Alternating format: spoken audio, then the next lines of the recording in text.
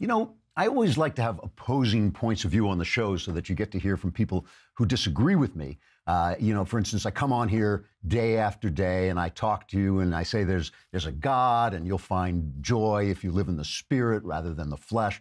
So to offer a different perspective, I brought on a special guest. Satan, thank you for coming on. Oh, thank you so much for having me, old friend.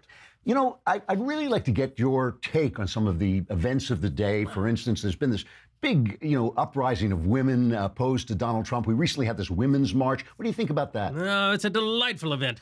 Thousands of women wearing pink hats to represent the fact that they had their vaginas where their brains are supposed to be. Vulgar signs, vulgar language, angry, hate-filled speeches. These are my sorts of ladies, Drew. Also, it drew attention away from that pro-life march down the street. They were praying and celebrating their children. I'm on the other side of that question, of course. You mean you're not pro-life, you're pro-choice? I'm not pro-life, I'm anti-life. Sin and death, old boy. Nothing I enjoy more than spending a pleasant afternoon watching babies being poisoned in the womb and then ripped to pieces so that their parts can be sold for a tidy profit. Some people enjoy the theater, old boy, but for me, it's Planned Parenthood all the way. That sounds evil. Yeah, I'm Satan. Oh, right, it slipped my mind. Yeah, but, I'm not at all picky, of course. Whether it's gender reassignment for children or Islamic genital mutilation for little girls, I feel that any time a helpless youngster is mutilated to the service of the misguided philosophy of some adult, well, that's a good day, old boy. Sort of reminds me of the things the Nazi torture doctors used to get up to. The Nazis. You miss the Nazis? Miss them? I have them over for gin rummy every Thursday night. They're in hell with me forever. Right. Of course. I should have thought of that. So all in all, with all the abortion and mutilating children and vulgar women running around, things are going pretty well for you right now. Well, it's my planet, old chap. You're just living in it. Is there anything happening on Earth you don't like? Well, the government seems to be getting a bit smaller. I suppose that worries me some, but Trump can't live forever. Like the old adage says, a man can't live on fried chicken alone. So I just have one more question. Why is it you have such an erudite kind of upper-class accent? Simple, my boy. It takes a tremendous amount of intelligence and sophistication to convince oneself and others that evil is good and good is evil. And that's pretty much been my business since day one. Or day 8, depending on how you read the text. All right, well, I got it. Thanks very much for coming on. Actually, I asked our producer, Rob, to get Santa to come back, but he's dyslexic. Trigger warning, I'm Andrew Klavan, and this is The Andrew Klavan Show. I feel hunky-dunky, life is tickety-boo. Birds are winging, also singing hunky-dunky-doo. Ship-shape, tipsy-topsy, the world is zippity-zing. It's a wonderful day, hurrah, hooray! It makes me want to sing. Oh, hurrah, hooray! Oh, hooray, hurrah! All right. Speaking of Satan, we've got Michael Knowles coming on to cover the Olympics. He's going to be with us in just a moment to talk about the media's absolute delight and love over North Korea. Just unbelievable stuff. And I'll tell you in a moment why I made him do it, why I made him watch the Olympics instead of me. But first, a couple of weeks ago, we got a new sponsor, Peloton, and I always like to try things out before I recommend them. Obviously, I don't want to sell you something that's no good. So I actually drove down to Century City, which is about, half an hour away from my house, and I drove down there and went and visited the Peloton shop, and I took a look at the bike they have. And what Peloton is it's an exercise bike that you have in your home, but it comes with a screen, and when you buy the bike, you also buy a subscription, so that you're getting classes in your home. You don't have to drive to the gym, but it's an exercise bike, but it has belts instead of chains and things, so it makes no sound. It is virtually silent, so you can, if your spouse is asleep, you could do it actually in the bedroom, and then you get these classes, and you don't have to worry about fitting classes into your schedule. You just do it yourself, and it's up to 14 new classes every day with over 8,000 on demand. It's a variety of workouts to choose from, 45-minute classes, 20-minute burns. You got music and rock and roll, and you can put on, they showed me that you can put on sights and cities that you can just bike through. The features, they've got a 22-inch HD touchscreen. It's near silent, like I said. It really is impressive. I've never seen anything quite like it. I've never seen a machine move like that and not make any noise. And it's got a very compact footprint, so you can put it anywhere, fit in your living room and in your office, whatever you want, wherever you want to put it that works for you.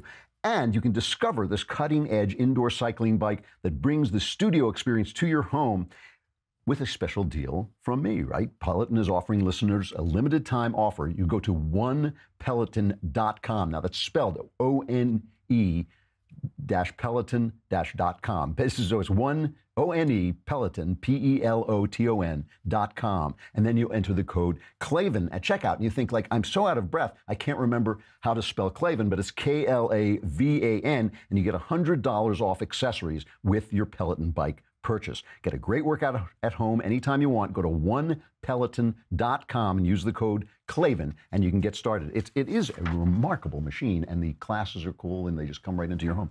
Anyway, the reason I made Knowles cover the Olympics, I don't watch the Olympics. I cannot stand them. I find them excruciating. And one of the reasons, there are many reasons, but one of the reasons is that so many of the events are not sports. To me, a sport is an objective event. It has points somehow. You somehow score points or runs or whatever they call them, and whoever has more of those at the end wins. So right? You hit the ball out of the park, you get a home run, that is a point. It's a run. If you run across the goal run across the line into the across the goal line, you get 6 points. That's a touchdown. There are points. Whoever gets the most points win, or if it's golf, whoever gets the less points, whatever it is. There's not some guy just telling you what it is. Obviously, there are referees. Referees make mistakes, and they're human, and that's part of the game. You have a conversation. But in so many of these things, like figure skating and the ski jumps and freestyle ski jumping, it's just the judges giving points. And for me, the difference between sport and that is the exact same difference between capitalism and socialism. In capitalism, you compete. You compete directly. You try to make something better. And freedom in general. You have to have better ideas. Here's my idea. People should be free. Women should have equal rights. Here's your idea. Women should wear burqas and not get to drive. Let's see which one of those ideas in the field of competition. Let's see which idea wins. I invent a phone that looks like this and has this. You invent one that has this and has this. Which phone is better? It's all competition. But what socialism is, and what the global elites want, is they want a world in which they sit and you have an idea and they just hold up a sign. Yes, we'll give that idea 9.9. No, that idea takes my power and money away. That's just a 5.6. And of course, once you have that system, once it's all based on the judges, once winning and losing are all based on the judges will become corrupt. They may not become corrupt in the first generation, but they will definitely become corrupt in the second generation. So every time I watch this, the Olympics, I just think that's not sports. Some guy holding up a sign, and it's not like I can't watch fun skiing and stuff like that. But it's not a competition. Just show me, and I'll just say that was amazing. So a lot of the news, as far as I'm concerned, has been about the way that the media, Kim Jong-un's sister was there, and it was embarrassing. And Knowles will talk about this, but they just praised Kim Jong-un's sister and the Korean, this synchronized dance team they had. So they're sitting there. This is one of the most corrupt, murderous, oppressive regimes. I mean, these are the guys they murdered. Kim Jong-un had his brother-in-law, I think it was, half-brother, murdered in an airport. They put that cloth over his mouth and it was just like hideous stuff. But people are being sent overseas as slave labor. North Koreans are being sent overseas as slave labor. They're being thrown in prison. They're disappearing. Do we have that picture of North Korea and South Korea from the sky? There it is. You can just see South Korea with freedom. It's all lit up. You can see it. North Korea, you see a little dot. That's the capital. Otherwise, it's black. And they're starving. People are starving. They're crawling out of there any way they can. And so the press is praising them. And so you could just say, well, it's Trump derangement syndrome. Trump says black, they say white. He says up, they say down. He says freedom, they say North Korea. Hooray! That's how nuts they are. But the fact is, the press has been using the Olympics to praise tyranny for a long, long time. Our friends at one of my favorite websites, MRC's Newsbusters, put together a series of coverage from the Olympics, since going back to the 90s, and I had the guys here splice it into a montage. This is the kind of coverage you've been getting from the Olympics and why it's so hard for me to stomach it. Try not to laugh when someone says these are the world's greatest athletes, despite a paucity of blacks that makes the Winter Games look like a GOP convention. The revolution that birthed one of modern history's pivotal experiments. In Korea, Cuba, Vietnam, and space, the U.S. spared little to defeat communism. At times, it seemed like a national obsession. Stalin promised the metro would be a palace for the people, and so it is. Open architecture, mosaics, even chandeliers. From designer clothes to new cars, China is getting rich. Democracies once bragged that theirs was the only way to economic success. China is doing it the communist way. It's fascinating, though, to see how generous the maternity benefits are in this country. And that men can sort of switch roles with their wives and get that 42 weeks paid leave. Yeah, Paula, you and I have been talking about we want to send our kids, we want to move here and put our kids in school here. The kids are treated so well. I think we have a lot to learn from these folks. I think you're right. We want to express our nationalism as a part of the world's community, and I expect to see that. But we have to also be careful and draw a line not to let our patriotism get in the way of the games in general. Obviously, the opening ceremony, the games themselves, will be very patriotic in feel. And yet, sometimes the international community can interpret that as arrogant nationalism. Obviously, you've got to balance those two things. So we don't want too much patriotism from the Americans, but we're going to celebrate Stalin's subway. That's Stalin. He makes a great, he's killed my wife and children, but he makes a great subway. In China, they're getting rich the communist way. I mean, this is something they've been doing for a long time. Back in 1936, Kim Jong-Un's philosophical predecessor, a guy named Adolf Hitler, who you may have heard of, he had the Olympics in Germany. Here is the New York Herald Tribune covering that.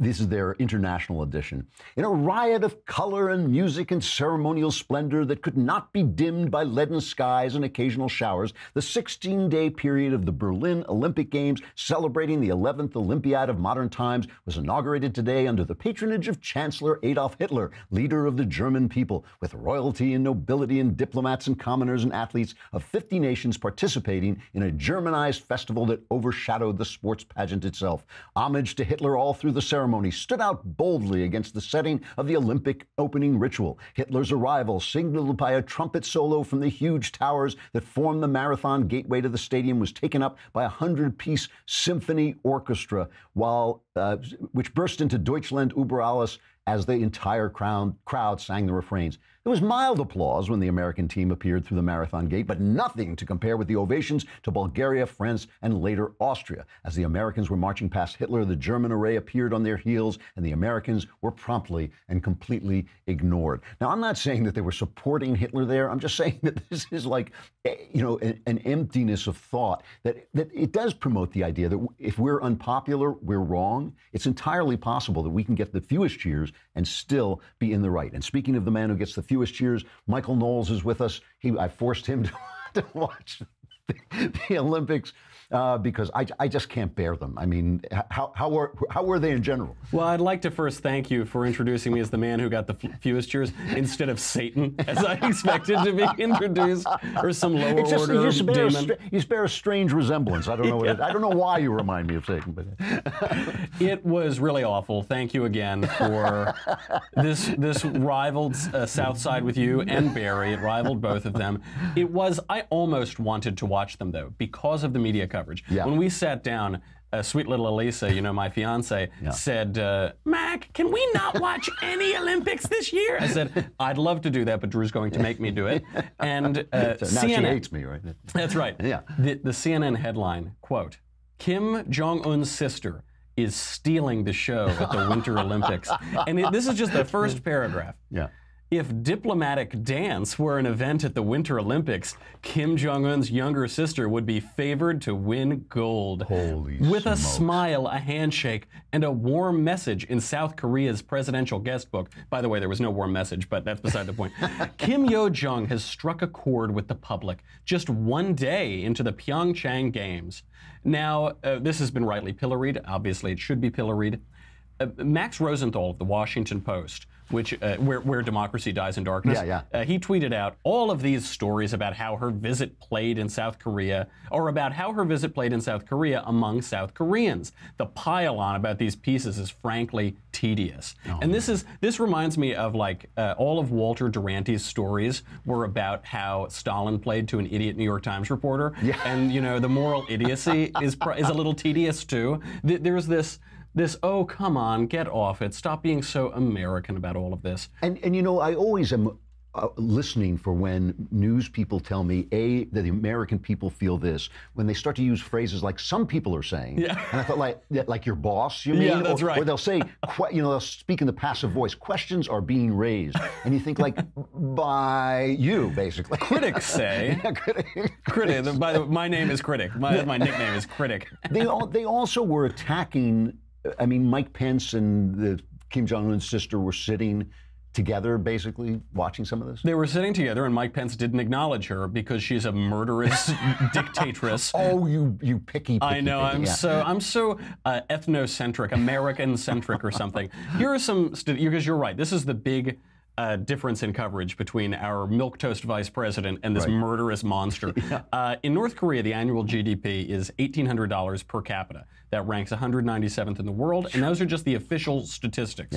125,000 North Koreans are held in concentration camps and tortured. 12 million people in North Korea are starving. They live in extreme poverty where they can't get enough food to survive. The average life expectancy has fallen 5 years since just the 80s, now down to 69, according to the official statistics. This is likely a decade higher than the reality of it. That's amazing. But even the Korean government can't pretend that these people live any longer than 69 years. Workers earn $2 to $3 per month. Even figuring in some black market things, it basically cannot rise to more than $10 $2 to $3 a month? Yeah. But that will buy you a pomegranate, I guess. That's right. That'll buy you one of the little seeds of the pomegranate. That number, by the way, even including black market, is a third of the government salary in Cuba. That's for comparison. Homes receive a few hours of electricity a day if they have electricity. Most do not. Most do not have plumbing. Parents who send their kids to school need to provide desks, chairs, building materials, and cash to pay for fuel. The trouble is, school isn't school. It's a labor camp. So most parents actually save all that money and bribe the teacher not to make their children go to school so they don't have to be enslaved by the government. North Korea has free universal health care, except patients must pay for their own drugs, the cost of heat, and prepare all of their meals at home. Kim Jong-un, meanwhile, is worth $5 billion, an estimated $5 billion. So that guy, how nice, isn't this so nice? The mainstream media were calling Kim Yo-Jong the Korean Ivanka Trump. They're comparing her to Ivanka. You know, she's so glamorous, isn't she? Very similar. You know, I'm going to interrupt you to do a commercial so that you don't just vanish into thin air. But I will be right back. I want to continue this conversation talking about the DollarShaveClub.com, which I have been a member of since way before they were sponsors. And as you can see, some of us have to do a little more shaving than others. And I really think a lot about my razors. And in fact, this week when I was traveling, I was like, which of my razors should I take? You know, I really have gotten into like a complete obsessive idea about this. And Dollar Shave Club just genuinely helps. Basically, you subscribe, they send you the razors every month, they send you new blades every month, so you're not constantly using those blades that you get from disposable razors and you don't know when to throw them away.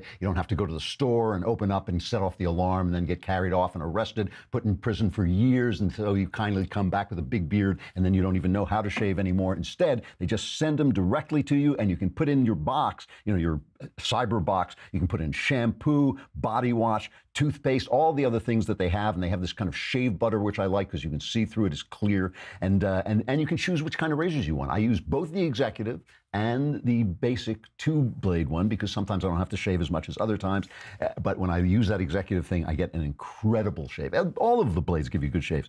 You can join Dollar Shave Club today for just $5 with free shipping, and they'll send you their starter set. It has the 6-blade executive razor, so it's only 6. I keep saying it's 152 blades, but it's 6 blades, executive razor plus trial sizes of shave butter, body cleanser, and 1 wipe Charlie's. Then keep the blades coming for a few bucks more a month. Get yours at DollarShaveClub.com/Klavan. That's DollarShaveClub.com/Klavan. And you probably want me to turn around because I've got the word Klavan carved into the back of my head, but I'll just spell it for you. It's Klavan. Klavan. Go to dollarshaveclub.com/Klavan and get started with these $5. I love these blades, so they're really good.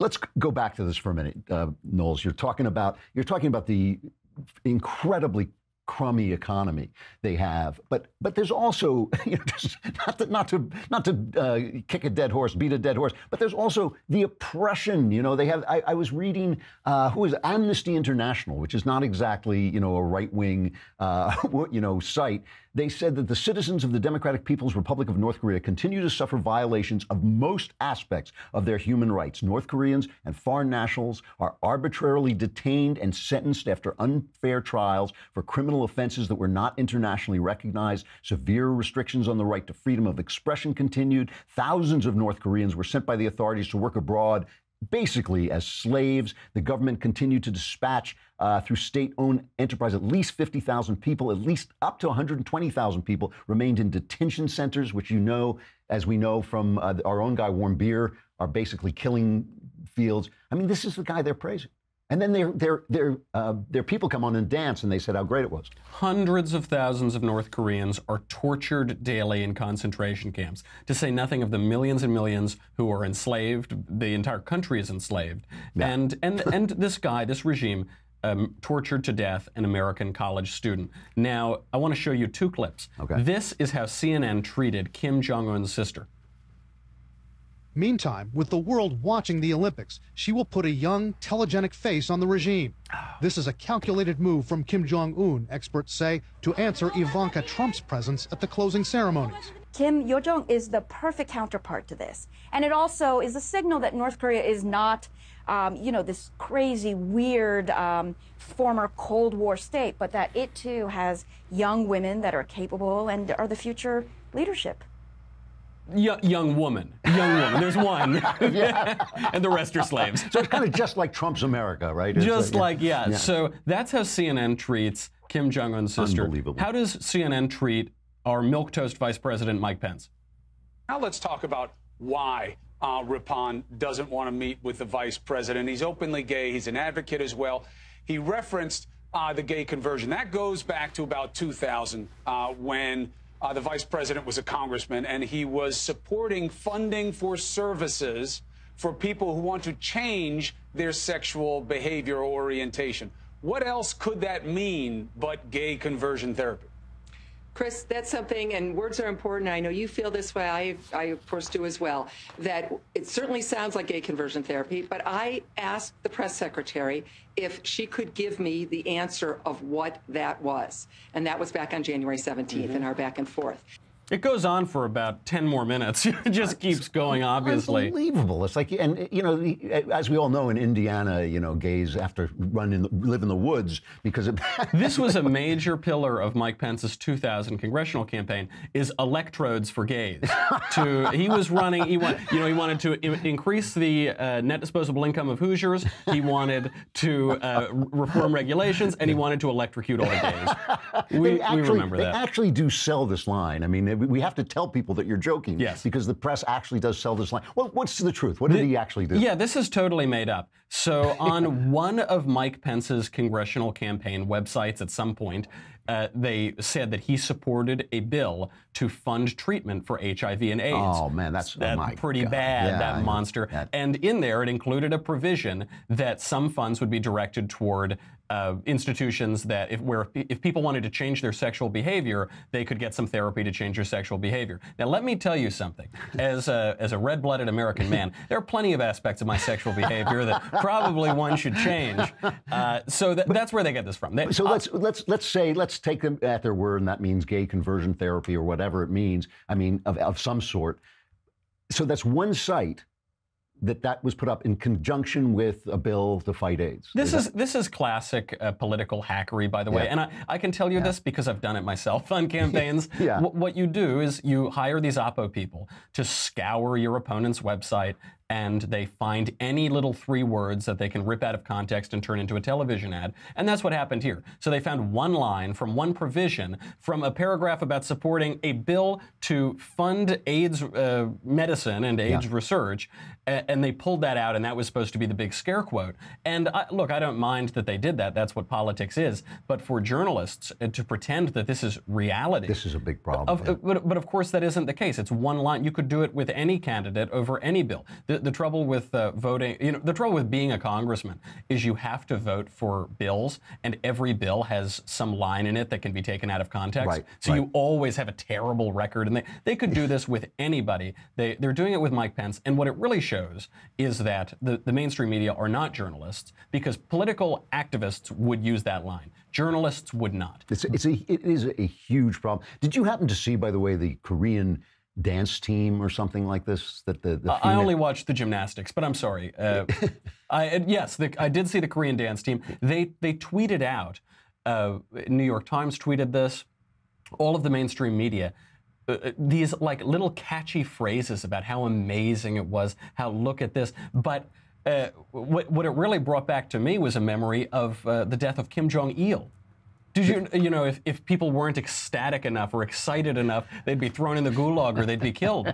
Do you know that in 2006, 21 members of a North Korean cheering squad that had traveled to South Korea for an international athletic event, they came back and started talking about what they had seen in South Korea, so they sent them to prison.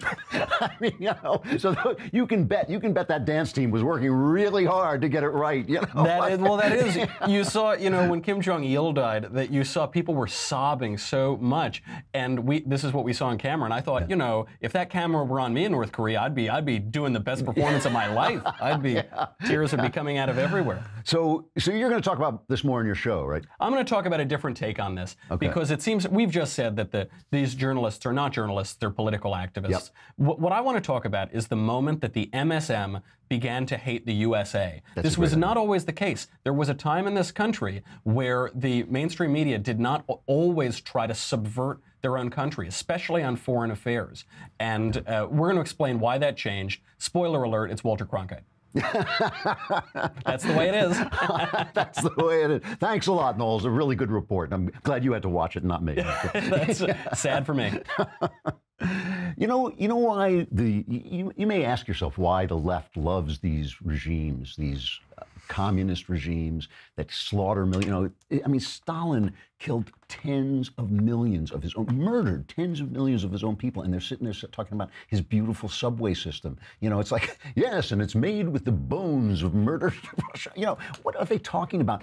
The reason is that if you do not trust the people and you think that you are so much smarter than the people, then ultimately you've got to start saying to yourself, hey, we've got to stop the people from doing what they do. What do the people do? Some people have prejudices. Some people have ideas that you don't like. Some people are not so nice. So you don't want to trust them. You want to tell them what to do, and it works great.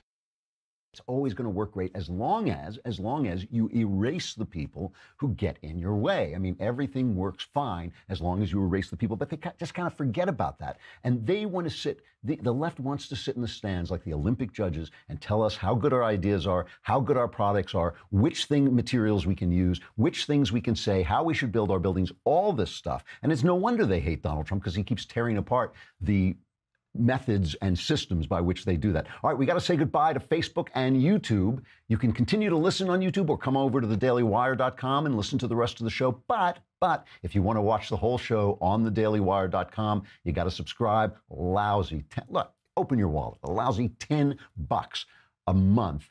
And for a lousy $100 a month, you can subscribe for the year. You know what else you can do if you subscribe? You can be in the conversation. I almost forgot to mention that Michael Knowles is going to be on the Valentine's Day conversation. Some of us call it the Ash Wednesday conversation. How come he's doing it on Wednesday? Oh, because he's traveling on Tuesday. Usually it's on Tuesday. This time it's Wednesday, February 14th. It's 5 p.m. Eastern, 2 p.m. Pacific. The conversation will stream live on the Daily Wire Facebook page and the Daily Wire YouTube channel, and will be free for everyone to watch, but only subscribers get to ask the questions. Now, I don't know if Knowles is going to be wearing pants. I know in his ad for this, he wasn't wearing pants, and there's still like little scratches and sparks on my eyes from where I watched that video. But to ask questions as a subscriber, like why aren't you wearing pants, log into our website, dailywire.com, and you can watch the live stream and head over to the conversation page. And after that, you can just start typing into the Daily Wire chat box if you're a subscriber, and Knowles will answer all live questions as they come in for an entire hour. Once again, you got to subscribe to get your questions answered by the sad and dateless Michael Knowles on Valentine's Day with a little dash of X's on it. There'll be a little cross on his forehead from the ashes. It's going to be pitiful, and you don't want to miss it. It's Wednesday, February 14th at 5 p.m. Eastern, 2 p.m. Pacific. Come on over and join the conversation. All right, we got to say goodbye to Facebook and YouTube.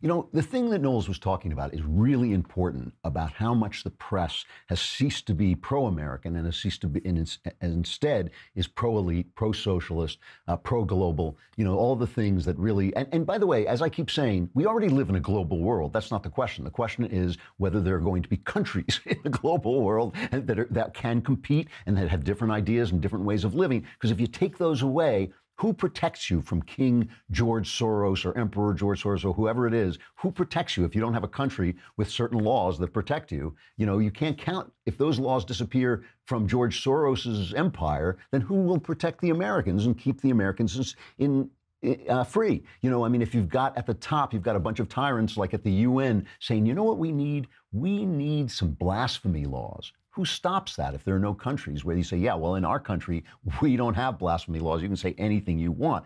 And I'm always struck by the fact that the press changes everything. So for instance, you know, you remember this Republican memo that basically proved, we basically now know that the FBI misused some Democrat Hillary Clinton opposition research called the Steele dossier to get a warrant to spy on an American that was probably used, this part we don't know yet, but that warrant was probably used to spy on the Donald Trump campaign. So we had the corrupt Obama administration using the instruments of power to spy on the opposition party, which is complete third world tin pot dictator crap. Okay, that is like the bad stuff we're always trying. And if a Republican had done it, if George W. Bush had done it, if Trump did it, the press would be going insane. So the Republicans put out a memo about this while the Democrats and the press, but I repeat myself, did everything they could to suppress it. So the Democrats put out their counter memo, which according to the Wall Street Journal doesn't really say much except that we feel we can trust Christopher Steele, that his Oppo research was actually good. That's what but they say that anyway. And Trump on Friday said, we're not releasing it because it's filled with information that the FBI and the Justice Department don't want us to release. So go ahead and redact it, and then we'll release it. And so the Democrats used this. They obviously did it on purpose, but they used it as a way of saying, oh, well, you'll put out the Republican memo, but you won't put out the Democrat memo. Here is Adam Joe McCarthy Schiff talking about the hypocrisy. It's cut number 6. The hypocrisy of this just kind of reaches out and grabs you by the throat. Here, the Republicans write a memo which the FBI quite accurately describes as misleading and omitting material facts. The Department of Justice says it would be extraordinarily reckless to release this. And what does the president do? He says, I'm going to release it. Before I even read it, 100% I'm going to release it. This is a president who puts his own personal interest above the national security interests of the country. Now, they claimed when they released the Republican memo that this was in the interest of full transparency, and all the White House people were saying full transparency. Well, apparently full transparency only goes so far. So the thing about this is the Republicans are saying, and I'm sure this is true, the Republicans are saying that the Democrats purposely put in stuff that couldn't be released so that Trump would have to send it to be redacted, and then they could say, what hypocrisy, just like Schiff was saying. They could say, oh my gosh, they released one memo, but not this memo, blah, blah, blah, blah. That is a good, clean, dirty trick. That is a good, clean political dirty trick. I heard that and I thought, hey, pretty smart, you know, pretty smart. If the press were honest and the press were fair and they said, oh, you know, Democrats pulled off a good, clean, dirty trick, I would be fine with it. But the press simply echo everything this weasel is saying, you know, and I think that suddenly turns this good, clean, dirty trick into a real dirty trick because there's no one to expose it except for us. You know, there's no one to say, hey, you know, okay, fair enough, it's politics, it ain't beanball, you know, you go out and you pull a dirty trick. But there's no one to say it because the press covers it up and it changes everything. The same thing is true with this Rob Porter scandal. You know, I wrote a piece about this, and I said some of this on the air last week too, about how the Rob Porter scandal is a scandal. This is the guy who was, it's alleged by two of his ex-wives that he beat them. And the White House said, John Kelly said, and this guy was a minor, he was a staff secretary. And John Kelly said, you know, we support him, we like him, we know him, he didn't do this, he says it's not true. And then there came out a picture of one of his ex-wives with a black eye, and they basically said, you're out. They threw him out. So that is a real scandal. People were leaving comments on my essay saying, no, that's not a scandal, that's his personal life. When you beat your wife, that's an act of villainy, right? That's a criminal act of villainy. It's like, you know, it's like saying, oh, well, yeah, but he robs banks off, you know, off duty. He's a serial killer off duty. You can't really fire him for that. No. When you're working with a guy and he turns out to be a villain, you throw him out. So that was the right thing to do. It is true that life is very complex, and a guy who beats his wife can come into work and be a completely plausible good guy. You know, he can come in and say, oh, you know, you would say, I can't believe it. You know, and he would come to you and say, I didn't do it. My ex-wives are angry at me and all this. And you would believe him. You know, life is very complicated. People are very multifaceted. But once you have once I feel like it's not like a trial. You don't have to have it doesn't have to be beyond a reasonable doubt. But once you begin to think, you know, this guy was beating his wife, he's out of there. He's gone. It's scandal. It's a scandal. It's a 2 on the scandal meter. And this scandal about the Obama administration spying on the Republicans through the instruments of power, that is a huge scandal. So I would have nothing wrong with them reporting on the scandal, but it's just the way they do it. They keep trying to basically suggest, first of all, they won't stop covering it. George Stephanopoulos on his Sunday program covered this for something like 35 minutes, this minor thing. And of course, the purpose of this is to connect Donald Trump and to make sure that women stay upset about Donald Trump, because there's stuff about Donald Trump that upsets women. He's kind of macho. He's obviously played around. Maybe he was even, harassing women. Who knows what he was doing? But something about him really goes up women's spines. Sometimes that stuff he said on the Hollywood Access tape, all of that stuff. And they just want to make sure that women continue to be upset so they don't notice that their lives are actually improving. You know, the economy is improving. There are plenty of powerful women in the administration. More women are going back into the workplace. More women are in the workplace. Things are going well for women in this country under Donald Trump, but they don't like him. And then that's all the Democrats have, and they want to sell you that. Here is Matthew Dowd on this George Stephanopoulos Rob Porter marathon, you know, talking about why Rob Porter is somehow condemns Donald Trump. This is not a staff problem. This is not a management problem. That's like saying Pablo Escobar has a staff problem because drug smugglers and drug dealers work for him. Donald Trump could not pass a FBI background check or get a security clearance if he worked as staff at the White House. Based on all his actions, based on 12 credible women that have accused him of sexual harassment, based upon his first wife, who in her first divorce proceedings said she was raped by him, then recanted it, based upon a guy that defrauded thousands of people in a university situation. This is a guy, as President of the United States, who enables this. So why wouldn't the General Counsel, why wouldn't the Chief of Staff basically say, it doesn't matter, we have this guy as president?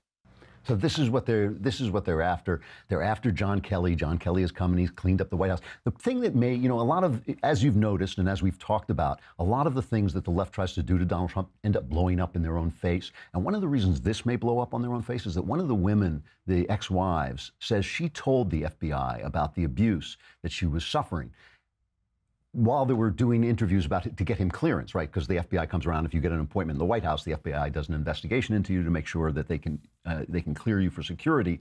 And this is one of the things that you can't get cleared on. So my question is did the FBI tell John Kelly? And if not, why not? And secondly, who leaked this to the press? I think it was the Daily Mail that first ran with this. Who leaked it? If the FBI leaked it, then it really does seem to me that the FBI is still operating to hide the malfeasance they committed while Donald Trump was running for president. And so this could really become part of the scandal, because just like this whole Russia scandal is now, it now really seems that the only people who colluded with the Russians are the Democrats, who got all this information from Christopher Steele, who got it from the Russians. The only people who were colluding with the Russians were the Democrats. It may turn out to be that the FBI is the reason that they didn't know about this. I can't say that for sure, but all I do know is it's a scandal. Donald Trump should call John Kelly into his office and say, General, I rebuke thee. You know, John Kelly should say, Mr. President, I stand rebuked, and everybody should get back to work. And, you know, we can talk about it, but the way, it's always the press that turns these things, because they're working so hard for one side, the side of the elites, the side of the corporations, the side of globalism, the side of the Democrats, because they're working so hard for one side, is they take these stories and they make fools of themselves, and they make you feel like, oh, forget it already, just drop it. And they distort and ruin everything. All right, it is time for our crappy culture.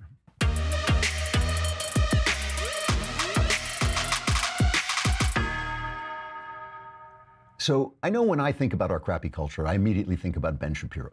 No, I'm kidding. It's just that Ben wrote a piece that I thought it was a terrific piece on our site. The headline, if you want to look it up, because it may have fallen off the front page, the headline was "Female Rabbi Publishes the Single Stupidest Piece on Biblical Adam and Eve Ever Written. It's Not Close." And I read that and I thought, oh, Ben, you know, he's always calling people stupid and everything's the stupidest, this and that. I went on and read this piece, which, first of all, is hilarious. It's really well written. It's Shapiro at his Shapiroist, and it really is excellent. But I thought, oh no, wait, Ben was being like his St. Francis-like generous. He was being too kind to this piece. And then I went and read the actual piece to make sure he wasn't exaggerating, because I couldn't believe anything this stupid had been published. So the rabbi's name is Tamara Colton, obviously a female rabbi and a psychologist in Birmingham, Michigan. And she writes this piece about the Genesis story. And she starts out as a 47-year-old woman rabbi, which is the first thing, by the way. The left is always identifying themselves first, you know. As a black woman, you think, like, that doesn't make you right. You know, even if you're talking about being a black woman, you may be wrong, you know. So it's like, just tell me what you have to say. She says, as a 47-year-old woman rabbi, I've become emboldened by these brave young women of the Me Too movement to speak a truth that I've known in my heart for a long time, but have been hesitant to share.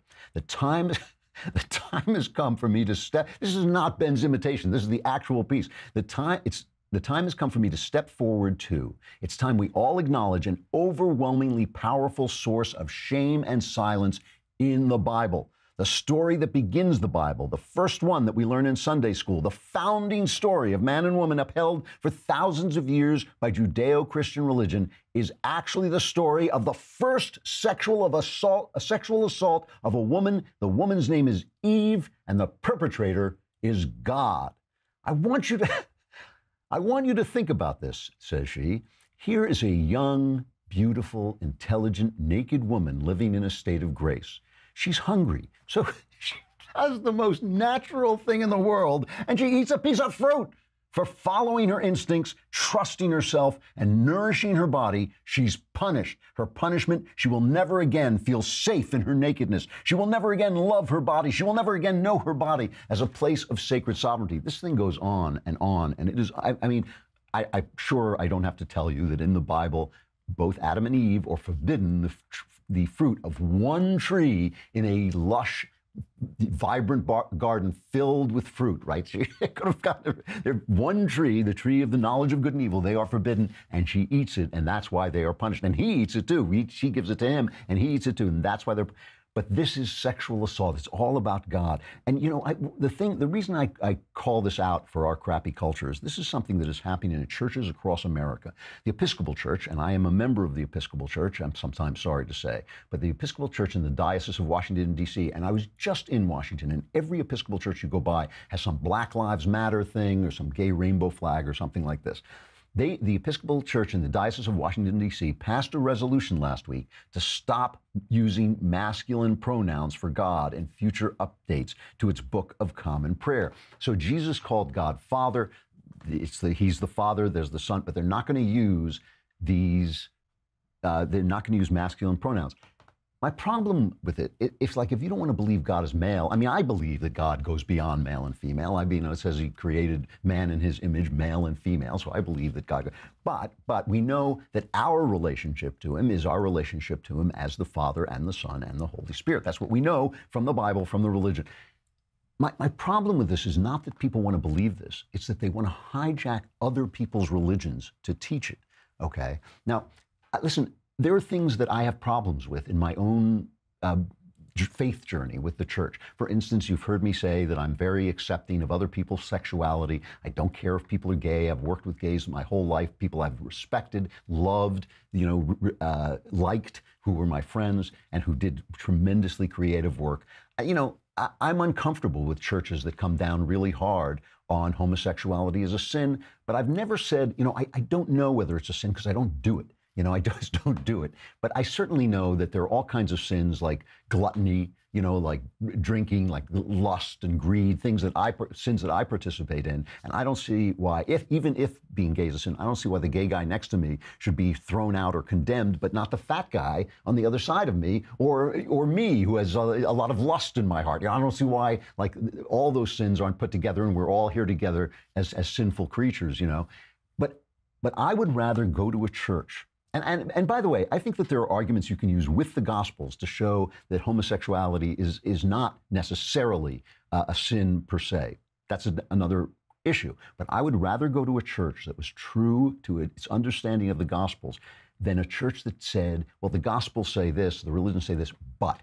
If your sentence begins with Jesus says, there shouldn't be a but in the next beginning of the next phrase. You have gone astray. The religion is not yours. The religion is the people's and it's God's, So, I mean, you can make lots of different arguments. There are a lot of people object to the way I read the Bible. I get this all the time. We disagree about the way to read the Bible, but at least I'm reading the Bible. At least the words mean to me what they mean. And if I have an argument that seems to contradict what's in the Bible, I have to make that argument from the Bible and from logic and from reason. I don't just get up and declare that I don't like this anymore. And I just think that is such a poisonous, dishonest thing to do. If you don't believe, be leaving. If you don't believe, go. Let people worship, but don't ruin your temple or your church by letting your opinions and your feelings supersede the Gospels. Again, there are lots of different ways to read the Bible. There really are, that are completely honest and completely in keeping with what's in the books. That's why there are so many different sects and so many ways to disagree by honest Christians. But this is dishonest, and the fact that it's dishonest. It has no bearing in the sacred founding of the religion. If you don't like the religion, just leave. Don't destroy it. All right, what do we got tomorrow? Who's on tomorrow, Rob? Hannah Sherlacker. Oh, Hannah Sherlacker for campus reform. These guys who go on and they interview people on campuses and show how crazy the stuff is they are learning and what they believe. She will be with us. Be there then. I'm Andrew Klavan. This is The Andrew Klavan Show, and we'll see you tomorrow.